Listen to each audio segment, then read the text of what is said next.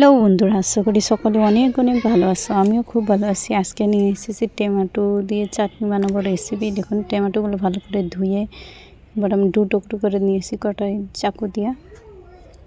তারপর কড়াই বসিয়ে কড়াইয়ের মধ্যে দিয়ে দিয়েছি তেল। এবার টমেটোগুলো দিয়ে দিব, একে একে সব কটা দিয়ে দিব। তারপর দুটো রসুন ছুলে নিয়েছি, রসুন ছুলে দিয়ে দিলাম। তারপর নুন দিয়ে দিলাম, তারপর ঢাকা দিয়ে দিচ্ছি। অল্প সময় পর ঢাকাটা তুলে আবার উল্টে দেব টমেটোগুলো। দেখুন উল্টে দিচ্ছি, আমি সব কটা উল্টে দেব। আবার ঢাকা দিয়ে দিলাম। তারপর এখানে নিয়েছি কারি পাতা, পেঁয়াজ কুচি, লঙ্কা কুচি। এবার কারি পাতাগুলো দিয়ে দেবো তেলের মধ্যে, দিয়ে একটু নাড়াচাড়া করে তারপর পেঁয়াজ কুচি আর লঙ্কা কুচিটা দিয়ে দিব।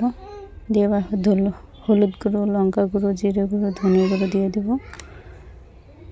দিয়ে এবার আমি চামচের সাহায্যে মিক্স করে নেব। দেখুন বন্ধুরা, সবগুলো চামচের সাহায্যে আমি টমেটোর চাটনিটা বানিয়ে নিলাম। হয়ে গিয়েছে, এখন নামিয়ে নেব। বন্ধুরা, এভাবে টমেটোর চাটনি বানিয়ে খেয়ে দেখবেন, আর সবজির প্রয়োজনই হবে না, অসাধারণ লাগে। বন্ধুরা, আমার সিম্পল রেসিপিটা যদি ভালো লাগে অবশ্যই লাইক, শেয়ার, কমেন্ট এবং সাবস্ক্রাইব করো।